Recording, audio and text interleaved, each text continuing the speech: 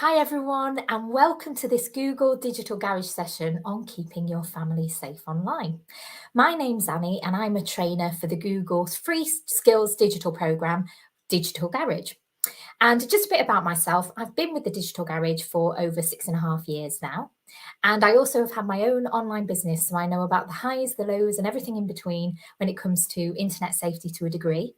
And I also understand, as a mother, the importance of keeping safe online and thinking about family matters as well. I'm not alone today. I'm joined by the lovely Sarah, who is in our chat. And you will recognise Sarah by her name and a blue spanner next to it. So please do engage with her.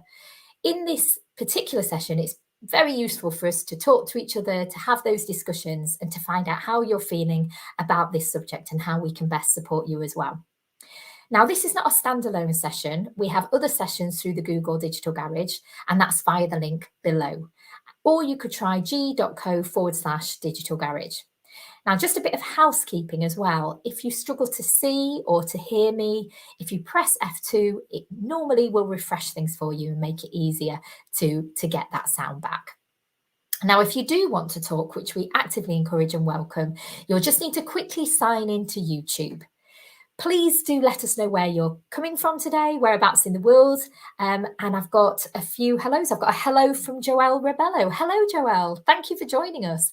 We love interacting with you and we love meeting people from all over the globe in these sessions as well. So I'm giving you a wave, and I think Sarah's giving you a wave as well. So thank you for joining us.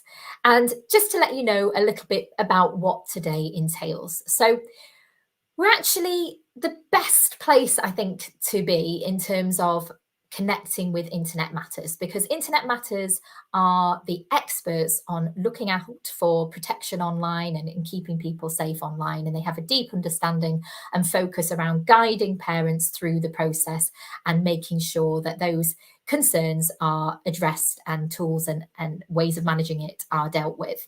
So alongside Internet Matters, Google partnered, because of their deep understanding of technology, to be with this company of Internet Matters, because it's a natural partnership for this particular topic. And Internet Matters is a non-for-profit organisation, and it is there set to empower families and carers and anybody who looks after young children or children to give them a power and safety of their children in the digital world. So to keep that kind of safety element in place.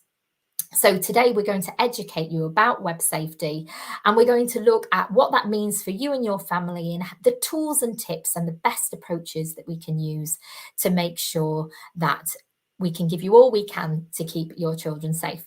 Now, safety is not a new thing for children. We've always been looking out for children even before the internet, but as the world has changed and the internet has grown, this is a new area for us to focus on and to take note of in particular at this time.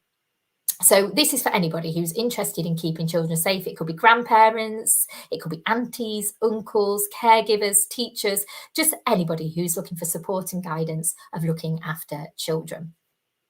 So today we're going to look first at understanding online safety, looking at that landscape. And the internet is a powerful era. So much has been happening that makes us have key concerns for parents. It replicates probably concerns we had without the internet, but it makes it even more available by being on the internet, more aware. So we're going to look at the power of the internet and how that makes us consider safety in a different way. Also, we're going to look at keeping your children safe online. So this is about diving into those specific risks that children face and introducing the tools that we can proactively use to help combat this concern.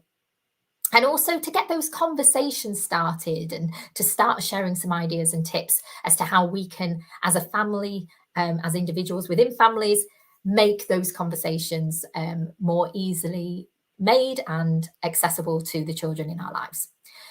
Also, we're going to look at boosting the attitudes to safety. So it's about offering tips here on how we can positively have the conversation about internet safety with our children, and then how we open up that dialogue, because some of us may not be used to opening up that dialogue or knowing where to start or what to say. So we're going to talk about some of those conversation starters during this session today.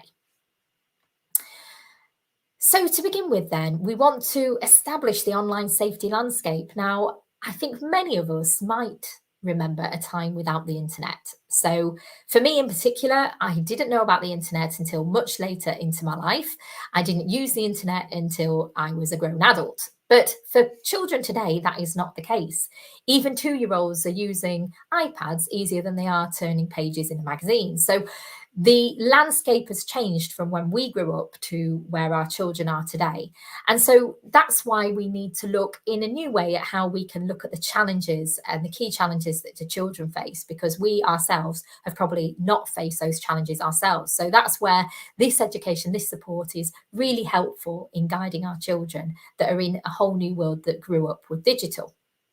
And I bet if you did say to any of your children, when was the time where there was no internet? What do you think that time looked like? They would look at us as if we've come out from outer space. They might think we're an alien, thinking that there was no internet, because they can't actually imagine a world without being online.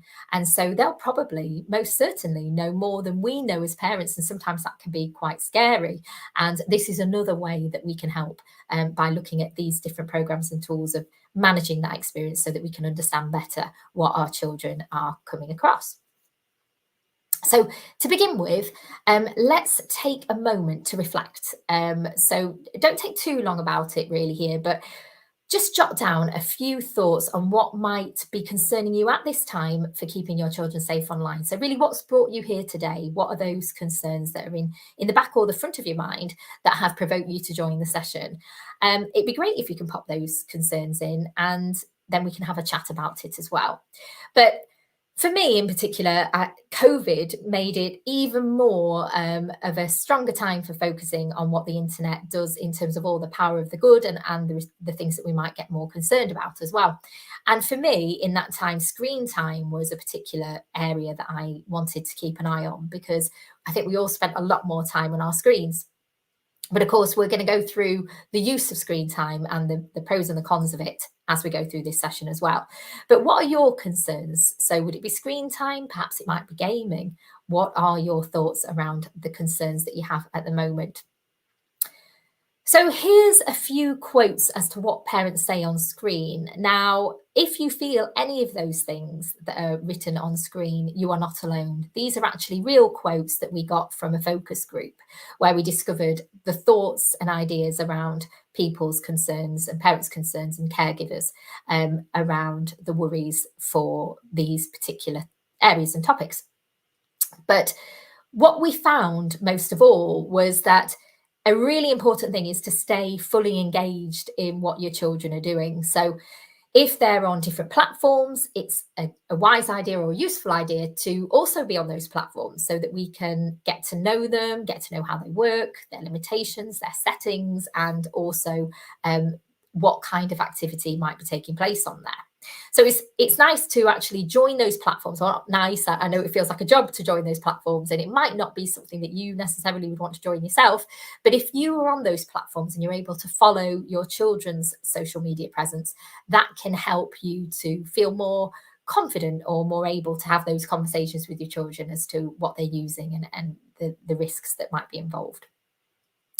Also, for example, there might be new and upcoming technology. So in lockdown, there was a particular interest in TikTok. So many people were taking to TikTok, particularly year 6 upwards, and they were getting very involved in TikTok quite a lot. So, for example, if you hadn't yet got involved in TikTok, it might be that could be something you could look at doing as well. So have a look at the platforms your children are on and are interested in, and try and get engaged and know as much as you can about them as well. Also, children now seem to turn more to YouTube than they do general TV. So that's another area that you might want to look at as we go through this session as well and think about. So there's lots of concerns out there, but it's not always about stopping access, but it might be about limiting that access and making it clear as to what platforms are most effective for your children and most safe for them to use. So the internet's become really prevalent, hasn't it? It follows us around everywhere. It's in our hands, it's in our pockets, it's become our friend, it's our source of information, it's a knowledge provider. Some people go to the search engines rather than to their parents for advice. So there's lots of things that the internet has now done, and it's become really prevalent, even from a very early age in lots of children's lives. As I mentioned, even 2-year-olds are getting familiar with technology.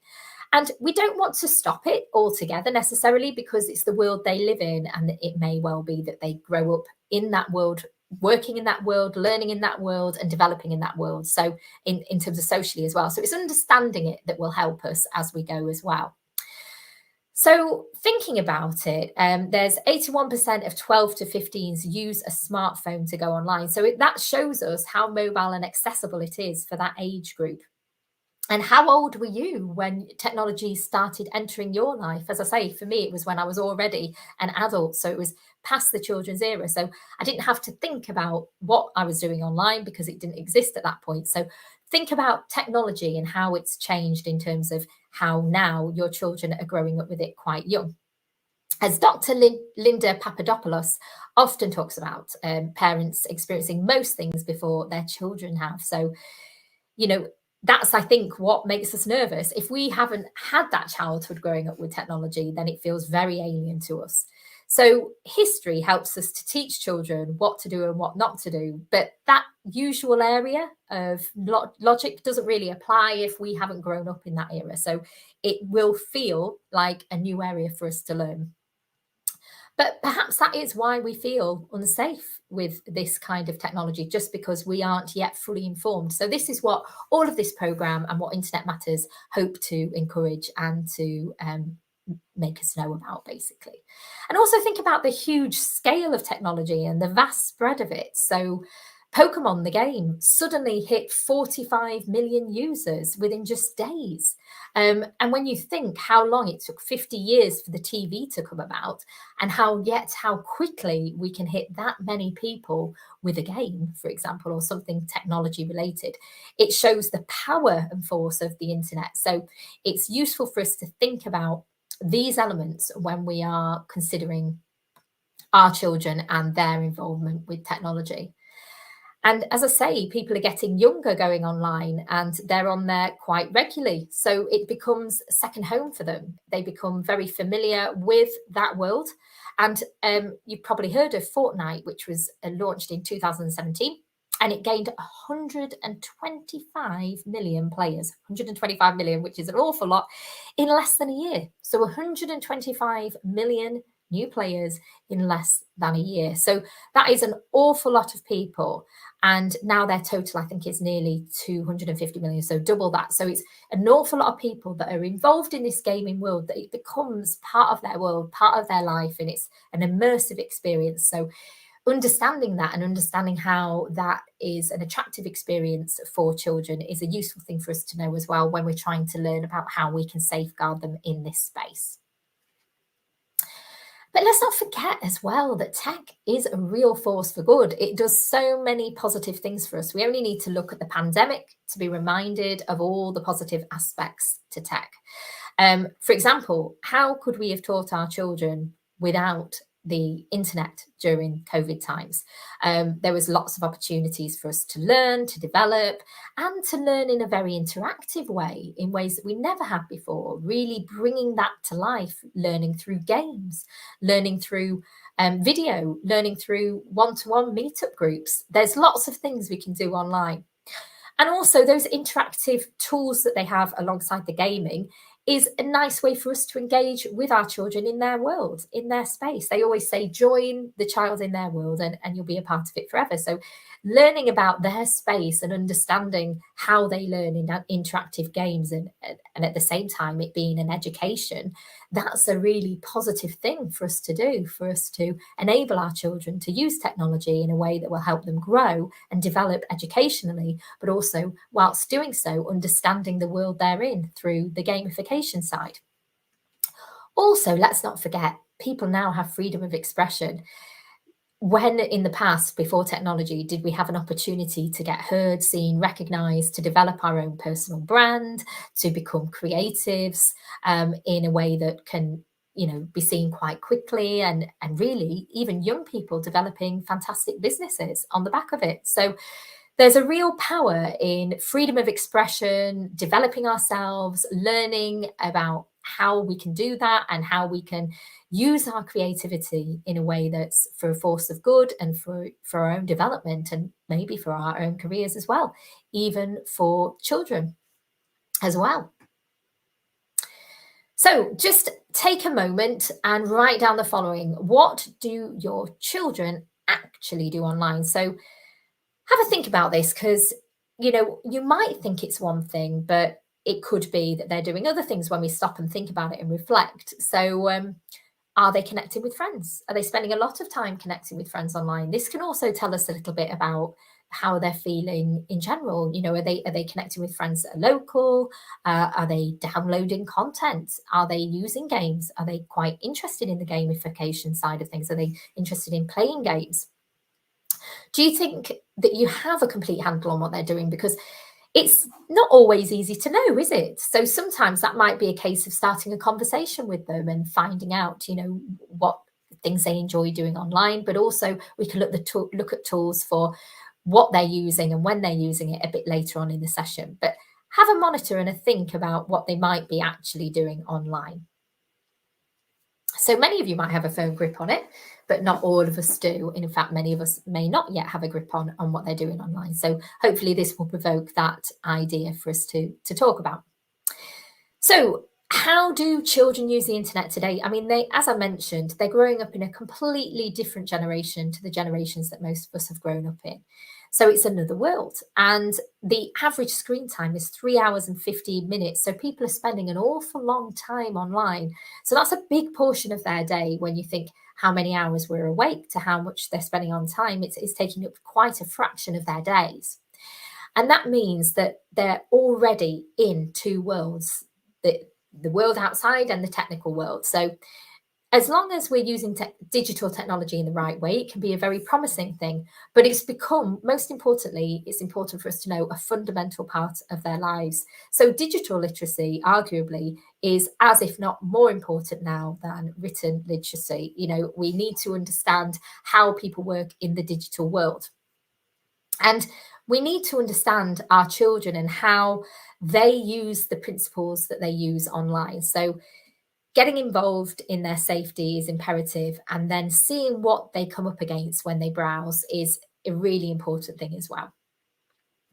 So this shocked me when I first saw this statistic, though I shouldn't really be shocked, but 26 times per day is how often an average child in 11 to 16-year-old posts on social media. So that's a really big amount of posting per day.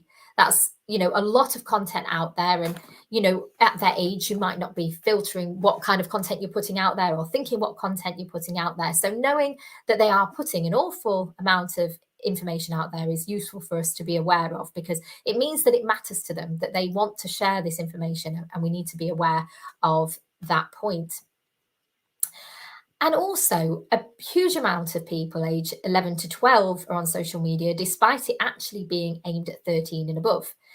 Now, that may not come as a surprise to you, but if you want to keep it around the 11 and 12 year, around the 13-year-old rather than 11 and 12, sometimes grouping with other mums and speaking to other parents, you can start to foster that idea as a group and to try and encourage your children to follow those sorts of guidelines. But certainly the minimum age should be 13, but we are seeing that it's happening at a younger age now as well. And a third of children play online against people they've not even met in person. We talked about Fortnite and the numbers, colossal numbers there. So it's very, very big, the amount of people that are on there, in the millions. And a third of the children play online with people they haven't met. So that's another area that we might want to explore with them as well, rather than it being with people they may already know. So I'm just pausing for questions. It looks like there are no questions as yet. So hopefully you're just taking in this information and finding it useful. Please do take down some notes. And remember, you can come back to this recording for 24 hours afterwards as well. So we're looking now at we're going to look at defining the risks. So what are those risks? There'll be lots of thoughts in our heads. What are the risks that are out there, and address those concerns with some actual practical steps and also some useful tools to start being able to proactively manage this space for your children effectively. So let's see now what risks we want to tackle. So these are the main areas that parents seem to follow and to be concerned about when it comes to keeping their children safe online. And we'll look at each of these areas with some context in a moment and provide the tools that you want for each of these. But certainly, you'll probably be familiar with some of these and be considering some of these when you join this session. So have a look at these different areas and think which ones are most important to you. And we're going to jump first into screen time. So screen time, this was a big thing for us in the pandemic. How do you manage that screen time? How do you monitor it? How do you make it a positive effect rather than a negative effect? And as mentioned, it can do both. It can create positive experiences, but also, depending on how much we use it, it can create negative experiences as well. So we're going to look at the pros and also the cons now. So the first thing to think of is sleep. So I heard a few weeks ago, or a few months ago, it might have been, the timelines are strange, that if we keep our phones 3 meters away in the bedroom, then it won't affect us. But if we have it closer, then it might. And I think most of us sleep next to our phones. We use it for an alarm clock, etc., etc. After hearing this, I've actually bought an old-fashioned alarm clock to wake me up.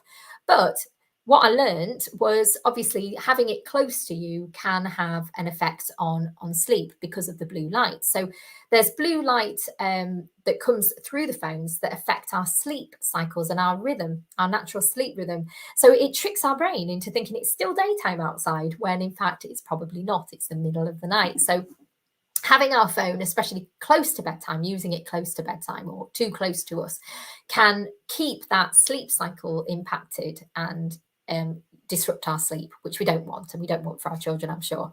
And it affects our behavior. So we are creatures of habits. Humans are habit makers, and it sounds crazy to think that smartphones are glanced at around 150 times a day. But when you think about it, how often are you picking your phone up, looking at it and checking it? And your children might be the same as well. So it's a habit forming process, but from first having a phone to using it daily, you can see that it starts to become a habit where we use it more and possibly more and more. So breaking that habit down and that behavior down will be a useful thing for us to do. And also it's been found that it can affect, screen time can affect brain development itself as well. So the nervous system is aroused when we've got this kind of screen-based entertainment, and it can amplify our anxiety.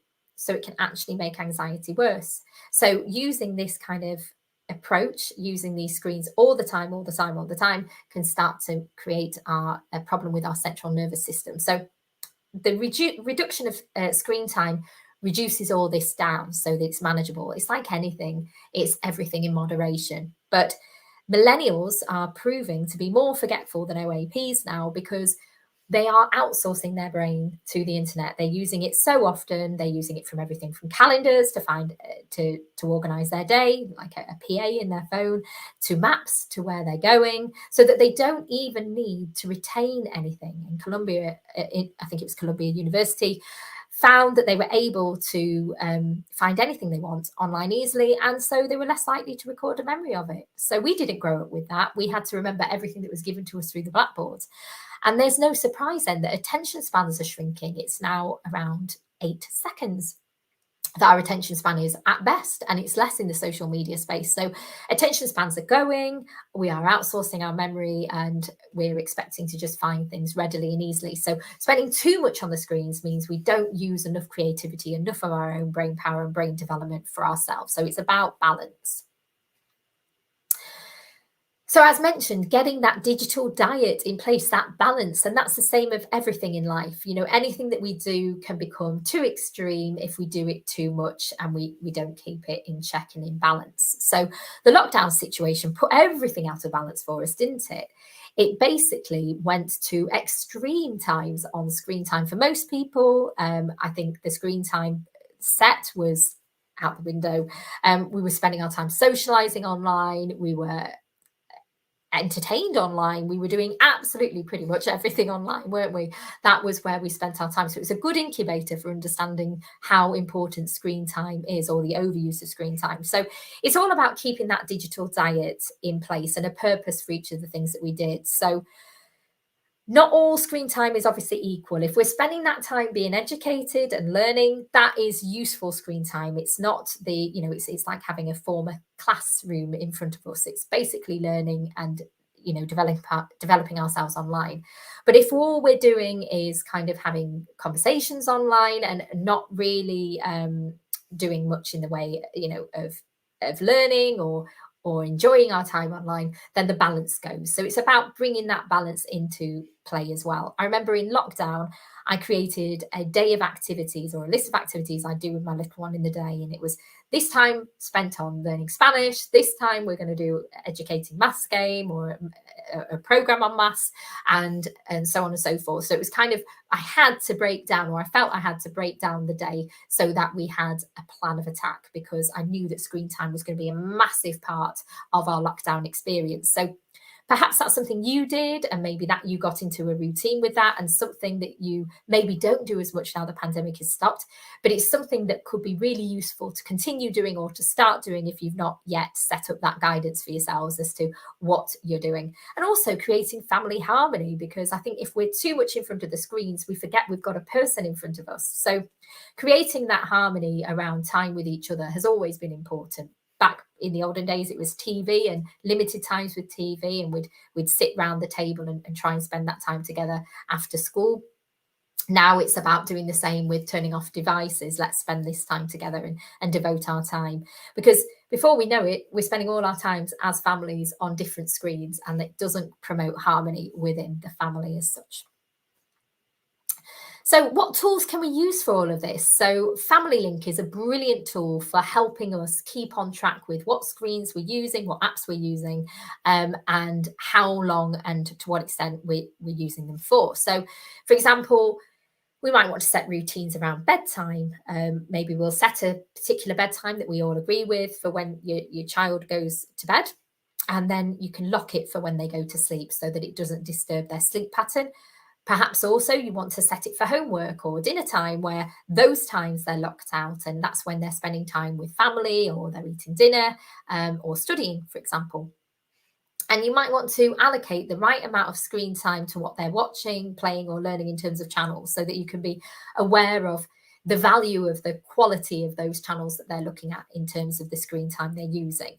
And then with the family app reports, you'll be able to see exactly what they've been using, for how long, and that will give you an idea as to what's happening in that space, and see that there's shared agreement on that being the right thing for your children to do.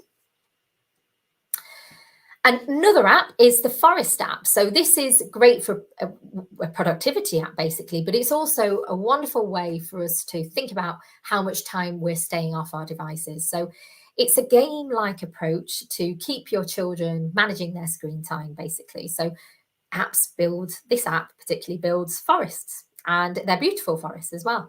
And the longer you stay off your devices, the more trees will happen. So it's free, and it's on iPad, it's on iPhone, and it works on both of those equally well. So you can turn it off, turn it on, the access to the screens.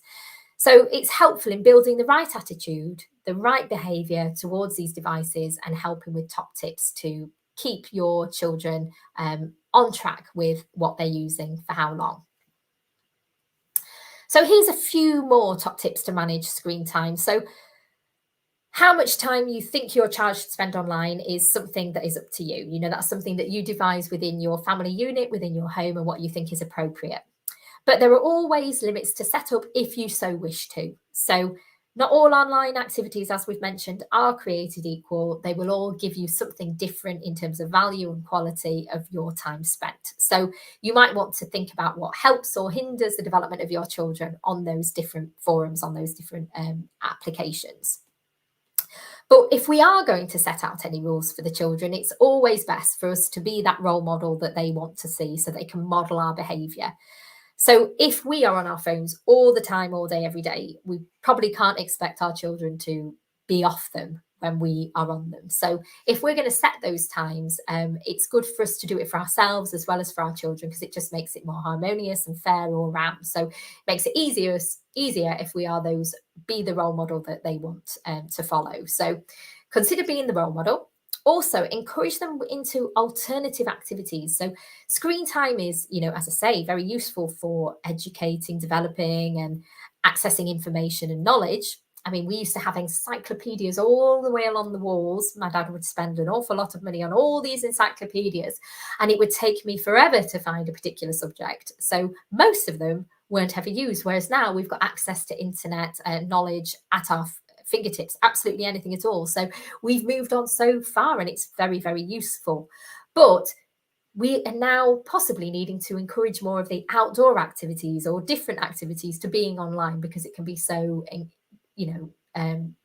useful for us to get outside and do something different, as we did also in COVID. So getting them to maybe go for a walk, or getting them to read the book, and having that balanced diet again of on and offline is a really great thing to do as a family together as well. Maybe just going and visiting a friend. Also, getting those communal activities in unplug and play. I now try and do board games with my little one every night. Well, not every night, but most nights of the week in between when the homework's taking over. But we try and do a board game, which is an educational board game, so that we can do that together and bring it to life. And it's also spending time together, because time is getting less and less available for families in between work and study and school. So when we have that time, it's quality time. So being able to do things interactively together, like a game, a board game, or reading together, is a nice experience for both bonding, for time together, and also for development for your children as well. And agree that appropriate amount of time that you want to spend with the devices they have. So consider a reward if they can keep on track with those behaviours. So it's all about learning these systems and rules. And although managing this is important, it's more about getting our children to think about the pros and cons to using these activities, and what it does for them and what it doesn't do for them, and getting them to think as well for themselves as to why they do and don't want to use these different applications and for certain amounts of time. So getting that conversation started.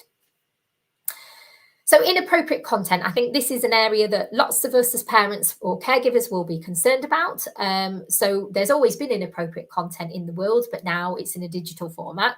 So we want to, but we can monitor that, and we can look for it as well in the digital space. So what we might want to think about is what links are being sent by friends to our children, and also what are they downloading. And there's lots of different communication systems, aren't there now? There's AirDrop, there's Bluetooth, all sorts, where, or as I say, through friends' links through their mobiles, that they're getting this information. So it's quite hard to be able to monitor every single thing, but let's see how we can do our best to do that. So what are the things that we're most concerned about when it comes to inappropriate content? So these on screen are probably the things that come into your mind when you're thinking about inappropriate content. So all of this will very much depend on your child's age, their maturity level, when they see or experience any of this content. So as mentioned before, it can be difficult to monitor your child as they're viewing it through any internet-enabled device. It used to be just the one thing in the TV in the lounge. Now we're having the internet, which is going into every device wherever you move. So mobile phones and tablets can make it more tricky. But remember that basically a child is going to be curious, they're going to want to find out information. And so this is just about raising awareness of what curiosity may come up and how to best manage and tackle it as best we can. So first of all, it's really useful for us to think about actually engaging with our children in what could be described as a family agreement. So it's a great place for us to start, that if we want to agree that certain things happen in certain occasions or situations, that then we're all on board with it. So starting those good conversations about boundaries and getting strategies in place is a way to cope for our children if they see anything upsetting online. So for example, they may turn on a tablet and something may come on that, they may find something that an adult might see that they don't want to see. So telling an adult straight away will help remedy that situation. So they could get rid of that website or picture, or telling the child to switch it off and to come and tell you could be one of the things that you could agree with as a family. So if they come across anything, to highlight it and to not be scared, but to tell you what's happening. Also, to start that conversation off, it's never really too early to start the conversation. Really, as soon as they start using the internet, and as mentioned, some people start using it very young, from only a couple of years old. So perhaps 3 or 4, we'll start having those conversations and letting them know what they might find there, and regularly keeping in touch with them, much as we would with any topic with our children, as best we can, and having those conversations about what's happening in their lives, and including the internet side of their lives in their world and our world as well. So helping them understand that there might be things that they don't want to see, or they prefer not to come across, and get them to come and talk to you about it. So get that conversation flowing, so that if anything comes up, they don't feel shame, they don't feel guilt, they don't feel embarrassment, and that they know that you are the person they can come to if they want to share what's been happening. Also, think before you click. So help your child the understanding that clicking on pop-ups or links or unsolicited media is not the way to go. So if something looks too good to be true, you're going to win a trip of the lifetime to Disneyland, let them know that that's an unlikely event. And so, don't click on those links. I know I had a discussion with my little one who's of school age now. And I said, when you see anything, there was something on Spotify that was talking about an advert and about banners. And she asked, what is a banner and what's all this about? And I said, it's something trying to sell you something. So if something pops up that you didn't ask for, I would recommend to click off it. So that's probably an easier way for me to describe what to do and what not to do. And that you're never going to win what they tell you you're going to win. So I always say to her, you're not going to win a holiday in Disneyland, Paris, or etc., etc. So getting them to think, about the fact that these things that seem too good to be true, for example, or that you didn't expect to pop up, are not things that we want to engage with, is a great way to look at things. But also, you can do things with your browser settings to ensure that pop-ups don't arise as well, so that you can stop those from coming as much as possible. And supervise. So if you've got younger children, it's something you might want to do, to sit and supervise and see what kind of content they are accessing, and celebrate the wins, the things that they're doing well and that they're avoiding, moving away from, and that they're catching their eye for what they are doing. And, also there is a point of respecting their privacy, isn't there? But, making sure that we observe the good and bad behaviors and reward those behaviors of keeping them safe online as well, so that they can see what is good and what isn't helpful, and what's more upsetting in that world. So some tools again. So as mentioned, long gone are the days where we have that one single parental control unit, where we had one utility on the family PC, and that was sufficient. We could do everything with that. It's all moved on. So we've got all these multiple devices, even in one home. So these internet connected devices everywhere and on the move, it does make it more tricky. So we've talked about the average age as well of children being between 8 and 11 getting a phone now. So there's a lot more opportunity for these bits of content that we've talked about to turn up. So let's have a look at the devices then and think about what we can do in terms of the settings to help with these situations. Once you have a new device, it's important to look at the manufacturer's booklet, because that will tell you, because every device is different, what kind of settings and controls there might be within it. So get that set up and get into the habit of using that information from when you first get a device, so that it's set up in that way. And also there might be scheduling screen time with certain phones. So Android, for example, there's digital wellbeing centers. Different phones have different ones, but it will be, and I think it's iOS 12 have got something coming up in terms of screen time and scheduling screen time and what children are doing online. So have a look at the different guidance around your particular manufacturer and your device and see what you can do, because there are ways of addressing what apps are used and for how long, etc. And also looking at broadband at the broadband level. So getting some control via an app set to different levels for different devices could also be something that your provider could help you with in terms of filters and getting that in place as well. And Google Safe Search. So Safe Search is on certain website and internet platforms. There's Google, iTunes, so you can switch from family-friendly filter and block any content unsuitable for children. So on YouTube, there's even YouTube for Kids. So that was created with children in mind, and we'll talk about that in a moment. But there is no flawless system. Nothing works in a vacuum. It all has flaws to it. So just make sure this is used best with parental controls. So these protections are obviously much more useful for very young children, as when they get older, they figure these things out and they can bypass the security and the settings and they know how to do it. So getting these in place for young children is brilliant, but obviously as they get older, they will be able to foster more ways around using that technology. And outside of these sessions on web platforms, you should also use the web browsers you use. So for example, if you're using Google Chrome, which is available as a free download, there's a feature that lets you create different account profiles for supervised users and managers. So it gives you complete control over how your children are using the internet from there. And as mentioned, YouTube for Kids is now around. So this was actually specialized. It was built especially for children. So the content is guided towards children, it's specially curated for them. There's parental controls in mind and filtering. And it's one of the first Google products built from the ground up with kids in mind and families in mind. So it offers a really more contained area than leaving them open to YouTube. So it gives them that kids-friendly, that child-friendly area.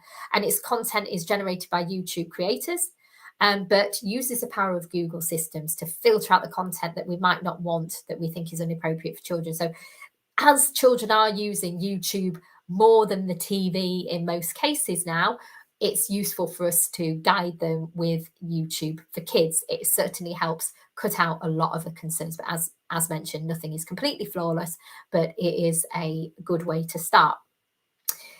So just to recap on some of the tools. So in terms of smartphone, set your boundaries for your child before they get their first connected device. So even right from the beginning, start talking about the use of screen time. If they've already got a device, then you can start, it can make it more difficult, but you can start looking at settings and you can start, making these agreements from the beginning. Internet service providers. So when you switch to a new broadband package, you'll have the option for content filtering. So you can block adult material. Just remember that not all the bad stuff is blocked. So again, not fully flawless. So you'll need to remain vigilant on all these channels, but at least you know that that option is available to you on there. And Safe Search as well. So back to Safe Search, that's where you can remember the services like Facebook, YouTube. They have a minimum age limit for a reason. So don't bow to the pressure. As I mentioned, talk to parents, talk to the school, and try and get everyone to make sense of this and make agreement with it, because that influence will be stronger for you as well. So these tools can be a challenging area, but with these tools and resources, it can certainly help give us more peace of mind and more confidence in this space. So now we're going to look at one area of cyberbullying. So cyberbullying is a big area for many of us. We've all heard of bullying in many, many years as we've grown up. Before technology, bullying existed. And cyberbullying is something that follows us home. So it's basically, it's horrible no matter what age we are.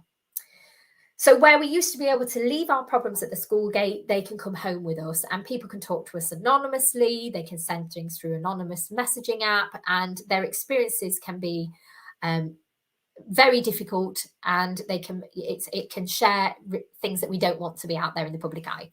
So this is how it differs from the traditional bullying, in that it can go to the public setting, it can go out there in the world, and it's an extension really of that face-to-face bullying, but it goes right out there into the tech world as well. So the biggest difference is you can't escape it as much. So this is something that, looking after screen time, looking after what's happening online and helping your children in terms of the amount of time spent on certain apps will help with this area as well. So things to look out for. So the fact is, more children are just spending time online. That is just a fact, isn't it, that we're all aware of, and that's probably what brought us here today.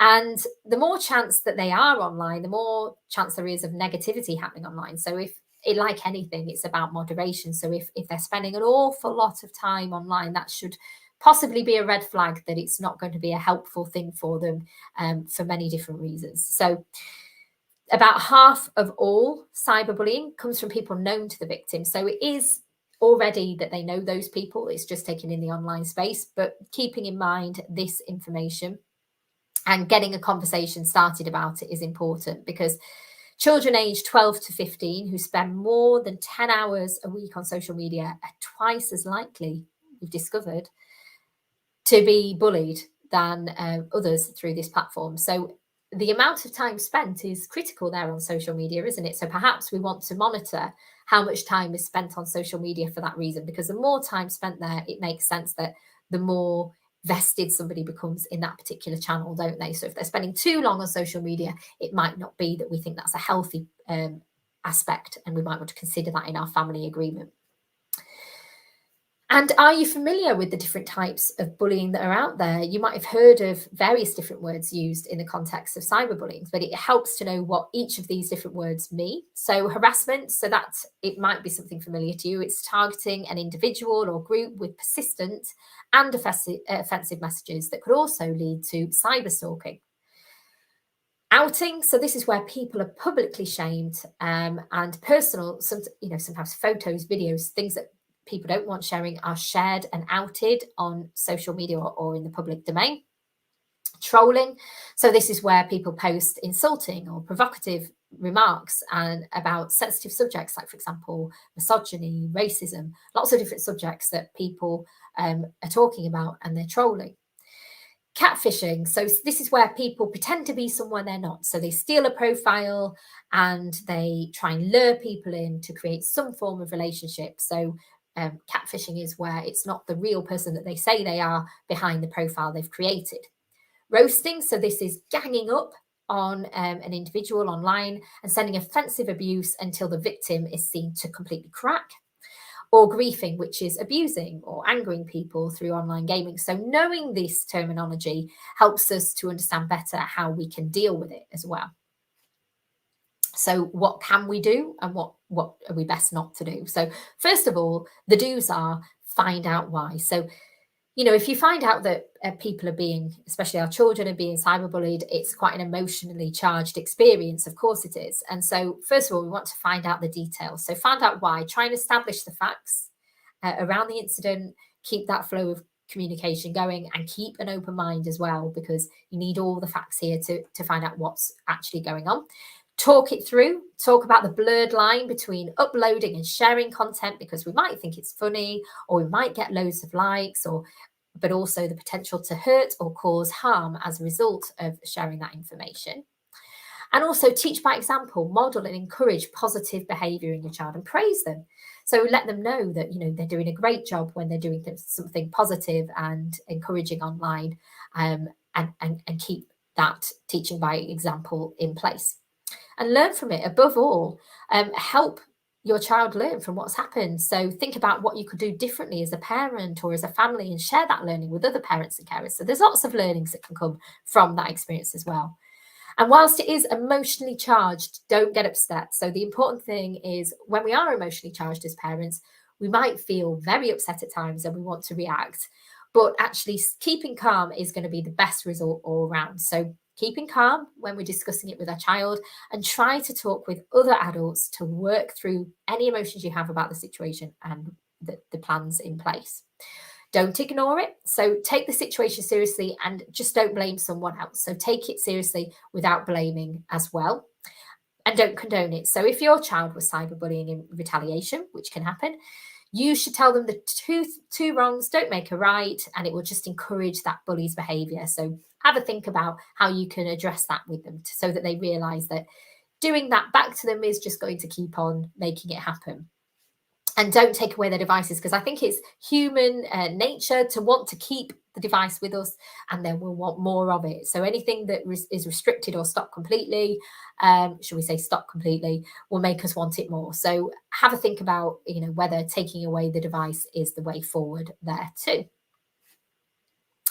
So online grooming. So this is where it's a word where people use to describe befriending children in order to take advantage of them for sexual purposes. And it can be particularly risky and tricky, well, not risky, but tricky area to talk to your children about. So it's not the easiest subject to raise and to discuss with our children at all. So it's easy to pretend to be someone else. We mentioned about creating catfish profiles, creating these other identities online, and people could pretend to be anybody.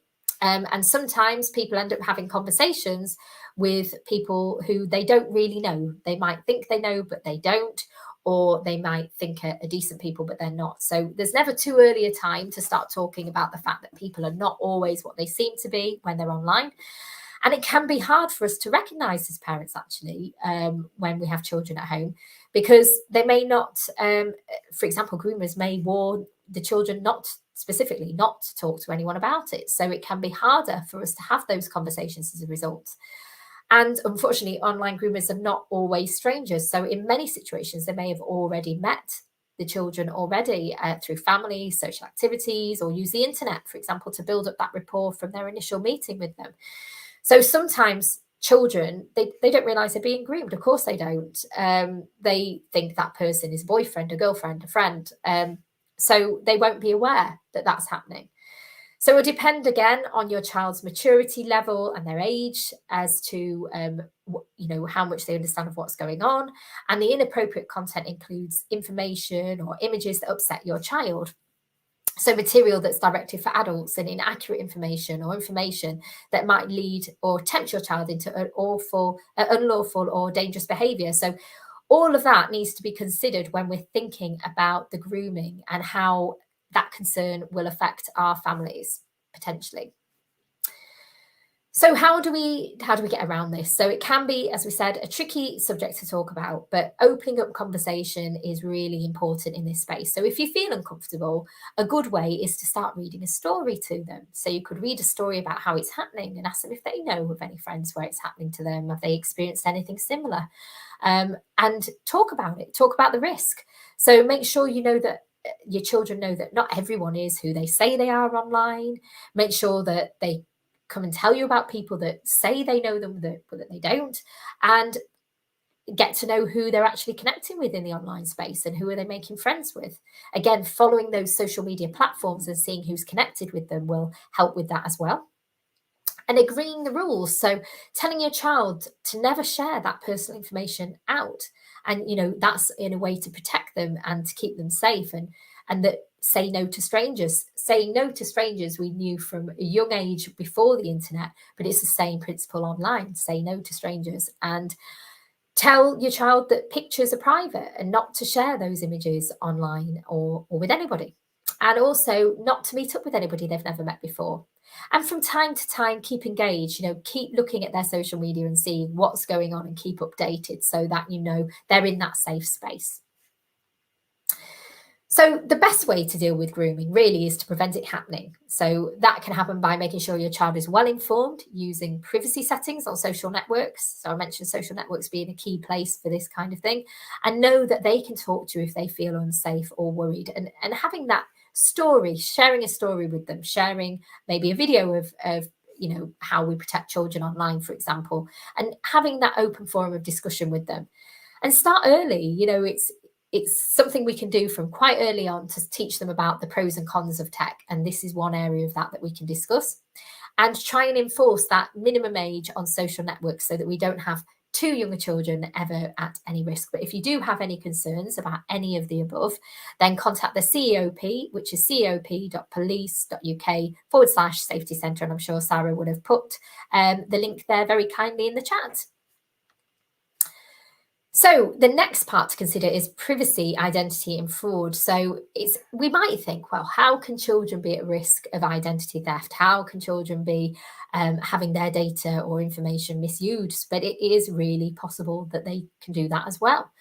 So it can be difficult to maintain a child's privacy in that space. And they may find it difficult to know what is safe to share and what is not safe to share. So having these default privacy settings on sites that they are using will help us with that. But let's have a look at some of the things to look out for. So First of all, if a child's identity is stolen, it may not even be noticed for many years. It could be years and years before we find out. And it could lead, in some cases, to a child being a victim of blackmail, grooming, or bullying. So if you suspect that your child's identity has been stolen, there's a way to start thinking about if it has. For example, did they get a bill for something that they haven't ordered, or did they start to get emails from an organization they don't recognize? So if your child's on email, monitor the emails that are coming through, or ask them what if they've had any unexpected emails. Did you receive any letters from the government, from benefits or tax payments? So basically, getting all the identity risks out there, it's useful as well to not put your child's full name on the internet, and to try and reduce as much as possible sharing their photos as well online, because whilst we want to share everything that's happening in our child's life, it can help protect them by not showing their face. So for example, we might have something covering their face or glasses, etc., to make it less obvious what they look like, because all of this can also be used in identity theft as well in the future. So how should I protect my child's identity? First of all, go on their online privacy settings. So you can go to all the social networking sites that they've signed up to and agree with what they're sharing and with who. And then check the privacy settings that they've got on the tablet, on the different devices they've got. So whether that be tablet, phone, etc. And also think about what they might be using in terms of location settings. Are they using calendars? Are they using photos, Bluetooth, microphone, video, advertising? Any of these different elements are important to consider, because all of those we could have settings created so that we can protect our children as well. And also look at those main safety pages for protecting your children on their main devices as well. Have you also done a search? Have you put in your child's full name and see if anything comes up? That's a really good way of seeing if there's anything already out there in the public. And you also can use other platforms. There used to be one called dseat.me. I'm not sure if that's still available, but look for platforms like that, and it helps you to check online exposure. And take action and go incognito. So if you want to check websites on which they appear and remove inaccurate comments or photos, get in touch with them.